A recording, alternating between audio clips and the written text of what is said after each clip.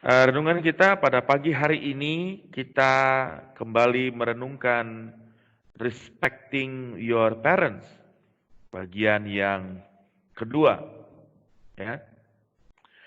Nah, kapan terakhir kali kamu mengatakan thank you mom, atau thank you dad, atau I love you mom, atau I love you dad? Dan saat momen apa kamu mengatakan hal itu?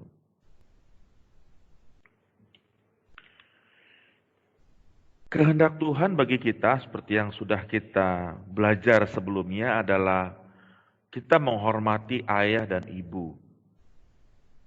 Keluaran 20 ayat 12 tidak hanya memberikan perintah untuk menghormati ayah dan ibu, tetapi di dalam perintah ini, dan hanya satu-satunya dari 10 perintah yang Tuhan berikan, di mana ada janji berkat di sana, yaitu supaya lanjut umurmu di tanah yang diberikan Tuhan. Supaya lanjut umurmu di mana kamu berada, di mana kamu dipimpin Tuhan untuk berada. Ya.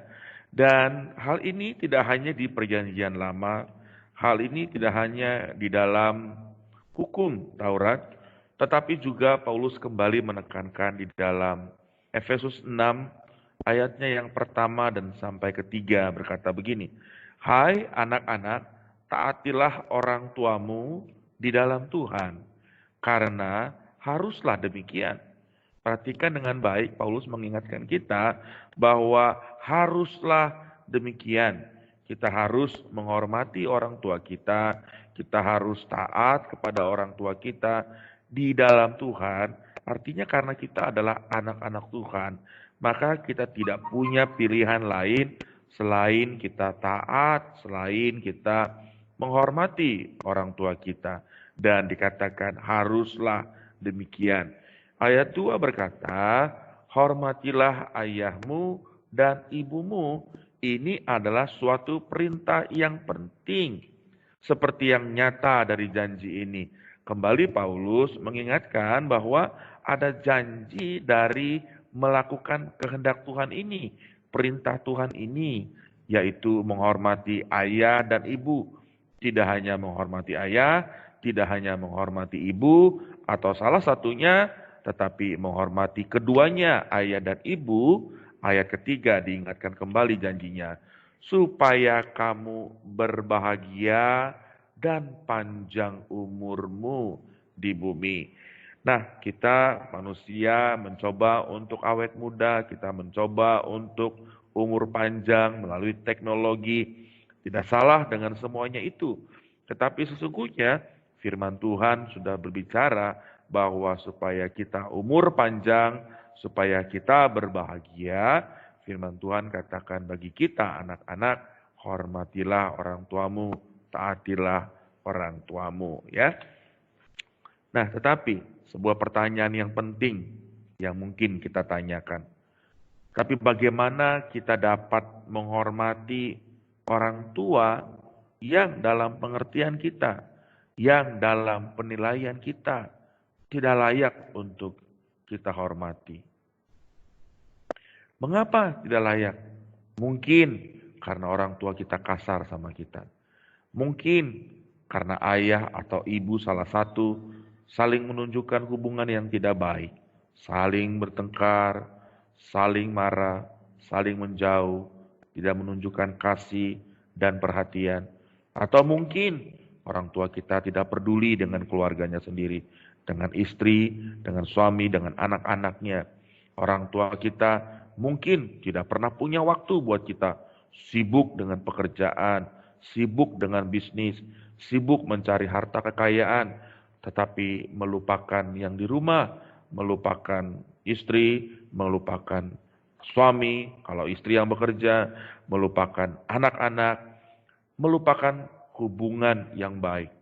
Atau mungkin orang tua kita benar-benar hidupnya jahat di hadapan Tuhan dan juga dalam pandangan kita. Bagaimana kita tetap dapat menghormati mereka? Apakah kita tidak perlu menghormati mereka? Sekali lagi firman Tuhan mengatakan bahwa kita harus menghormati mereka. Sebab itu, bagaimana kita tetap dapat menghormati mereka? Nah, sebuah fakta yang tidak dapat kita pungkiri adalah bahwa tidak ada satupun yang sempurna. Tidak ada satupun yang tanpa kesalahan. Demikian juga dengan orang tua kita. Bukankah kita juga ada kesalahan? Bukankah kita juga tidak sempurna? Kalau kita lupa memberikan perhatian, bukankah itu juga sebuah kesalahan? Bukankah itu juga sebuah ketidaksempurnaan? Jadi dengan kita menyadari akan hal ini, maka ini akan menolong kita bahwa kita tetap harus bisa mengasihi orang tua kita. Kita tetap harus bisa mengampuni orang tua kita. Matius 5 ayat 43 berkata, "Kamu telah mendengar firman, kasihilah sesamamu manusia dan bencilah musuhmu." Kamu telah mendengarkan hal itu, kata Tuhan Yesus. Kita harus mengasihi sesama, benci musuh. Tetapi ayat 44 berkata, "Tetapi aku berkata kepadamu, kasihilah musuhmu dan berdoalah bagi mereka yang menganiaya kamu." Sebelumnya kamu dengar, kasihilah sesamamu dan bencilah musuhmu.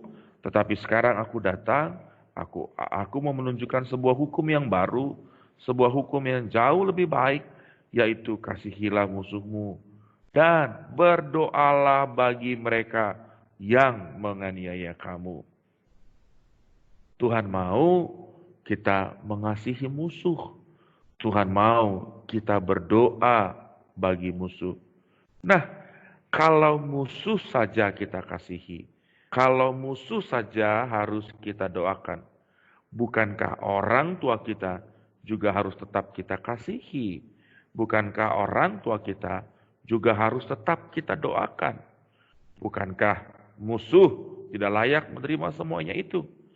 Tetapi musuh harus dikasihi, musuh harus kita doakan. Tetapi Tuhan mau kita mengasihi orang tua dan kita berdoa bagi mereka. Ayat 45 berkata, "Karena dengan demikianlah kamu menjadi anak-anak Bapamu yang di sorga, yang menerbitkan matahari bagi orang jahat dan orang yang baik, dan menurunkan hujan bagi orang yang benar dan orang yang tidak benar. Apabila kamu mengasihi orang yang mengasihi kamu, apakah upahmu? Bukankah pemungut cukai juga berbuat demikian? Kalau kamu mudah mengasihi orang tua kamu yang memang baik, itu standar, itu biasa. Tetapi ketika kamu mengasihi, tetap mengasihi papa, tetap mengasihi orang tua, mengasihi mama, sekalipun mereka dalam pengertian kita, dalam tanda petik, tidak layak untuk dikasihi. Tetapi Tuhan katakan, apakah upahmu? Artinya ada berkat Tuhan yang Tuhan janjikan sesuai dengan firman-Nya. Berbahagia dan umur panjang ketika kita tetap bisa mengasihi dan mengampuni mereka. Sebab itu pada pagi hari ini mari buka hati yang luas. Buka hati yang luas. Kalau musuh yang jahat harus dikasihi dan didoakan. Masakan orang tua, ya, masa orang tua kita yang salah sekalipun tidak tetap kita kasihi dan doakan. Musuh saja kita kasihi, kita ampuni, bahkan kita doakan. Tentu orang tua kita yang jauh lebih daripada musuh, kita tetap kasihi, kita tetap ampuni, dan kita tetap doakan.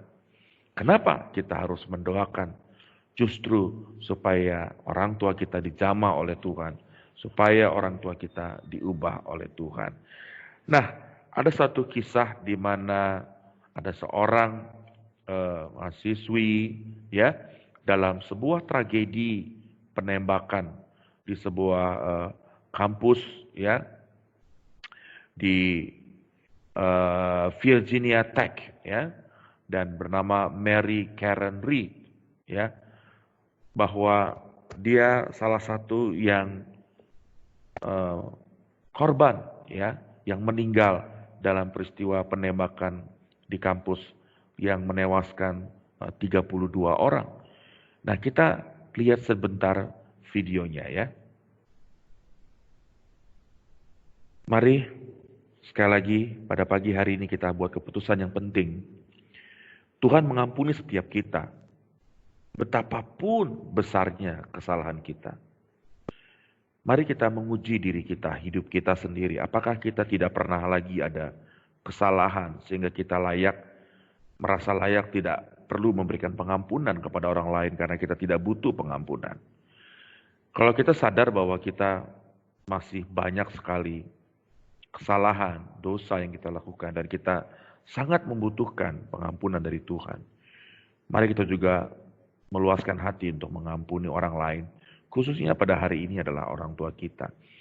Kita juga tidak luput dari kesalahan dan Tuhan juga mengampuni kita. Mary Karen Reid menyampaikan pesan pengampunan kepada pembunuhnya dalam tragedi Virginia Tech shooting April 16, 2007. Dan 32 mahasiswa lain juga meninggal.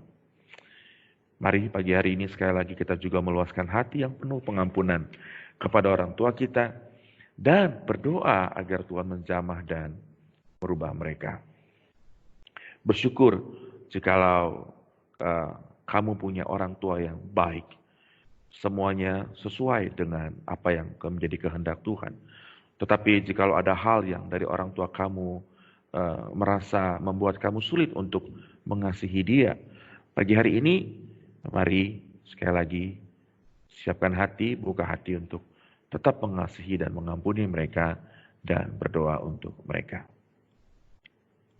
Mari kita berdoa.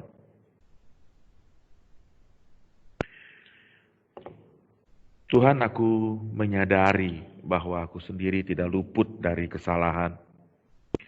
Tetapi Engkau selalu mengampuni aku. Aku bertobat jika aku sendiri justru gagal mengampuni orang tuaku. Dan selama ini tidak menghormati mereka karena kesalahan mereka. Hari ini aku memutuskan untuk mengasihi dan mengampuni mereka. Aku juga berdoa Tuhan selalu memberkati mereka dengan kesehatan, dan menjamah mereka agar menjadi orang tua yang sesuai dengan kehendak-Mu. Terima kasih Tuhan untuk renungan pada pagi hari ini.